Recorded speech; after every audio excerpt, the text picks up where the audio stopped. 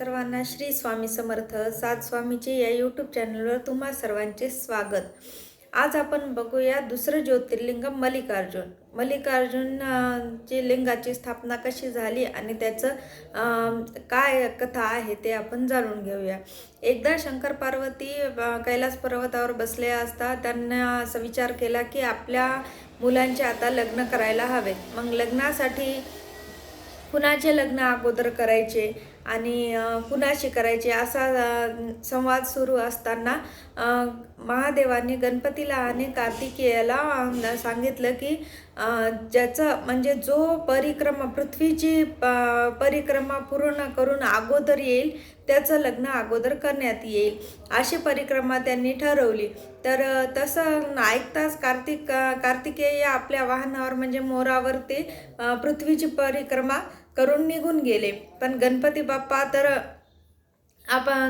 गणपतीचं वाहन तर उंदीर आहे आणि उंदरावर परिक्रमा करायची म्हणजे पृथ्वीची फारच कठीण।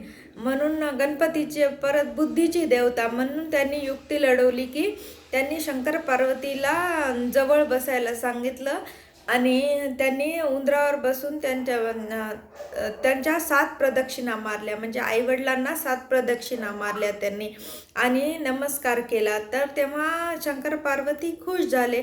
मग त्यांनी ते म्हणले तू असं का केलं, आम्ही पृथ्वीची प्रदक्षिणा सांगितली होती। पण त्या गणपतीने सांगितलं की पृथ्वी आईवडिलांची जर 7 वेळा प्रदक्षिणा घातली तर पृथ्वीची एक प्रदक्षिणा केल्याचं फळ मिळते।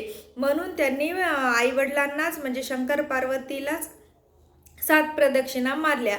हे बघून शंकर पार्वती अत्यंत खुश झाले आणि त्यांनी गणपतीला तुझं लग्न अगोदर होईल म्हणून सांगितलं।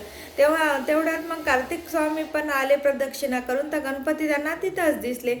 मग त्यांनी सगळी वार्ता सांगितली। मग कार्तिक स्वामी जरा नाराज झाले आणि ते एका पर्वतावर निघून गेले आणि मग गणपतीचं लग्न झालं। आता मग कार्तिक स्वामी निघून गेल्याच्या नंतर तपश्चर्या करण्यासाठी निघून गेल्याच्या नंतर माता पार्वतीला त्यांची आठवण येऊ लागली। मग एकदा शंकर पार्वती त्यांना भेटण्यासाठी ते पर्वतावर गेले आणि त्यांना तिथेच ते थांबले, म्हणजे तिथंच त्यांनी आपलं लिंग स्थापन केले आणि तेच लिंग म्हणजे मल्लिकार्जुन ते पार्वतीसह तिथं आहेत।